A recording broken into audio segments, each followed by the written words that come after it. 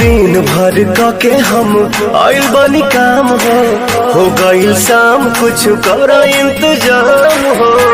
सुना तारू हो बोली ना जी। हाँ। दिन भर के हम आइल बनी काम हो गईल शाम कुछ कर इंतजाम हो। दही में दम रही